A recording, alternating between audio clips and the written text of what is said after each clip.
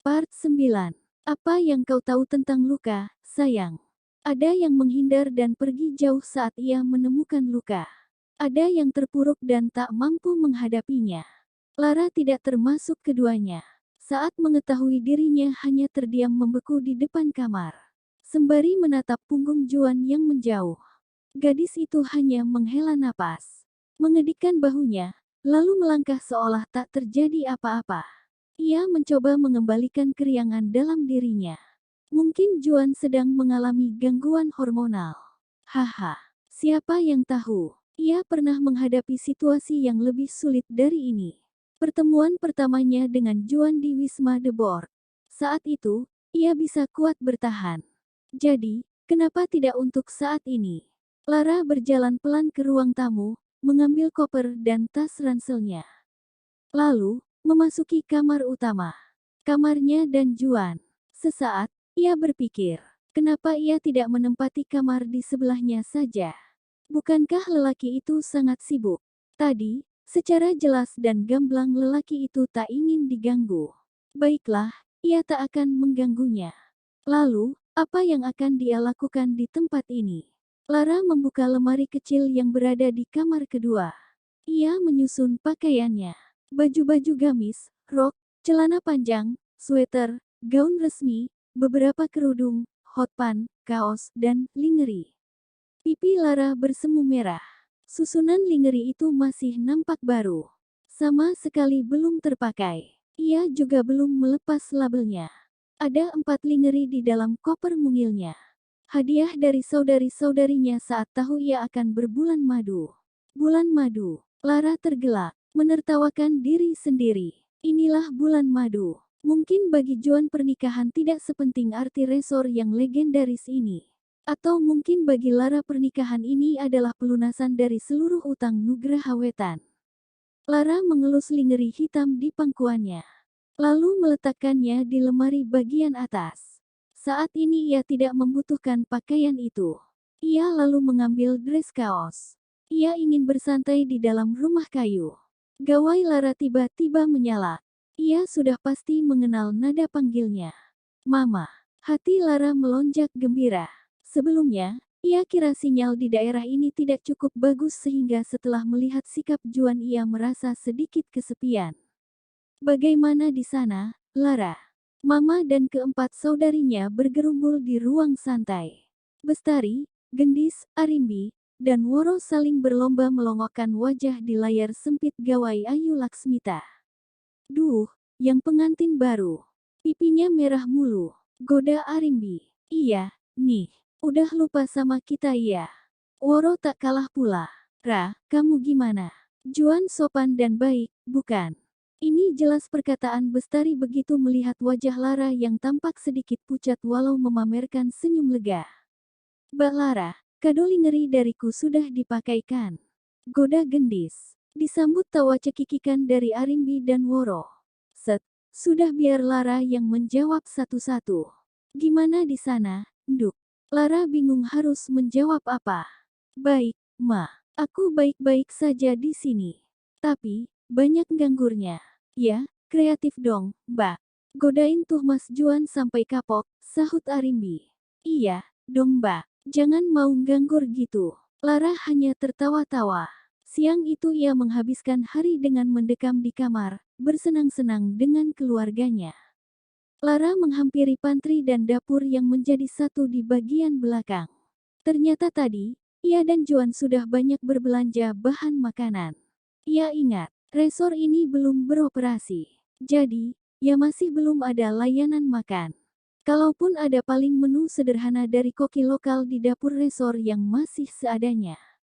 Ia menyimpan bahan makanan di kulkas, menyortir sayur mayur, memasukkan buah-buahan di wadah kedap udara. Lara menatap penuh minat kompor gas hitam mengkilat di depannya. Di Nugraha Wetan, Lara sudah terbiasa menyiapkan jamuan makan. Ia dan keempat saudarinya dididik dengan begitu keras dan tegas oleh Mama. Sebagai perempuan, nyonya rumah, setidaknya ia bisa menghidangkan makanan yang bergizi dan enak. Menurut filosofi Mama, hal itu wajib. Lara segera bergerak cepat menyiapkan makan malam, atau sore mungkin. Jika Juan datang, setidaknya laki-laki itu tidak kelaparan. Setelah selesai, ia segera beranjak ke kamar, membersihkan diri dan bersiap salat. Juan memandang arlojinya dengan gelisah. Sudah sore sebenarnya. Ia harus segera kembali ke rumah kayu. Tapi, di sana ia akan bertemu Lara. Berdua-duaan dengan gadis itu rasanya sedikit berbahaya. Ia kadang susah mengendalikan diri. Bagaimana mungkin gadis ingusan seperti Lara bisa tiba-tiba menjelma menjadi perempuan menarik dengan sedemikian cepat? Ia masih tidak habis pikir. Selama perjalanan ke sini, Juan harus terus melihat lurus ke depan, tanpa memandang gadis muda di sebelahnya. Aroma tubuh Lara menyebarkan bau vanili yang manis dan sangat feminin. Hal yang tidak pernah ditemukannya saat dulu bertemu gadis itu. Selama itu pula ia harus menahan diri untuk menikmati suara Lara yang kenapa terasa lebih lembut di telinga ketimbang saat dulu ia bertemu dengannya di kantor. Ia belum memahami kenapa seluruh pesona gadis ingusan itu tiba-tiba menyerbu dan membuatnya susah bernapas. Ia sudah berjanji tak akan menjadi Gatsby. Sampai kapanpun. Itu berarti ia seharusnya tidak boleh tertarik secara mendalam dengan perempuan manapun walaupun itu adalah istrinya. Istri yang dipilihkan orang tuaku. Juan mengoreksi. Demi kelancaran bisnis dan seluruh daya yang ia kerahkan untuk tempat keparat bernama Taman Asoka. Juan memandangi kopi terakhirnya sore ini. Jarum jam sudah hampir mendekati pukul 5 tepat. Perutnya terasa keroncongan. Siang tadi, ia hanya menyantap makan siang ala koki resor yang terasa hambar. Ia maklum, yang memasak memang bukan koki andalan. Sudah lewat pukul 5, ia tak tahan lagi. Ia segera membereskan meja kerja, dan menutup pintu kantor. Sinar kemerahan disambut tetes air dari langit. Juan mendongak, berlari kecil dan terburu-buru ke rumah kayu. Sayang, tetes air itu semakin rapat. Meluncur begitu cepat dari langit. Menghujani bumi Asoka dengan aroma-aroma tanah basah. Juan terperangkap hujan. Seluruh stafnya mungkin sudah sampai di pondokan masing-masing. Sementara dirinya masih berdiri dengan kaku di bawah kanopi yang melendut dan menampung air. Ia mendongak mengawasi langit yang kelabu merah. Bibir Juan mengkerut. Sungguh sial sore ini. Di wajah dan rambutnya, hujan meninggalkan jejak. Tetes air tampak membasahi rambut dan pipinya.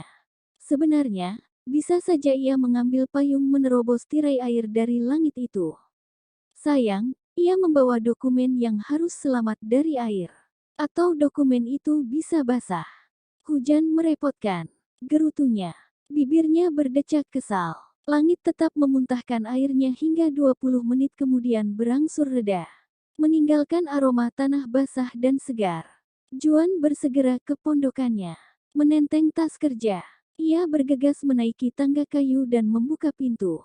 Saat itu juga ia kaget dan sebenarnya sangat ingin kembali ke kantor jika tidak mengingat keadaan perutnya yang menyedihkan. Ia kelaparan.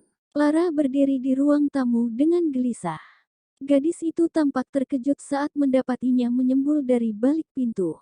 Bukan kehadiran gadis itu yang membuatnya sesak, tapi penampilan Lara yang baginya sangat berbeda.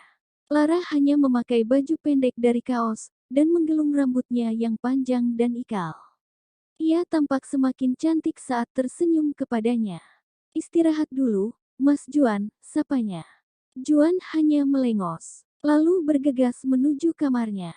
Ia agak heran melihat kamarnya tak begitu berubah sejak pagi. Di mana barang-barang gadis itu? Aku tidur di kamar sebelah, ucap gadis itu kemudian. Great. Ia bisa terbebas dari kebawelannya untuk beberapa waktu. Juan masuk ke kamarnya, dan mendapati di ranjang sudah ada satu setel baju santai dan handuk bersih. Ia tahu gadis itu yang menyiapkan semuanya.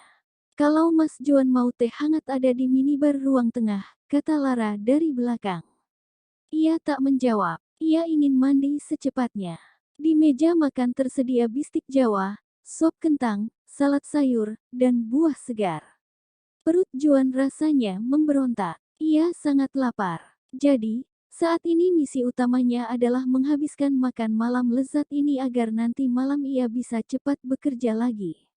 Di depannya, Lara tampak tersenyum simpul melihatnya Juan. Gadis itu ikut menemaninya, bersantap malam. Tapi, kenapa makannya sedikit sekali?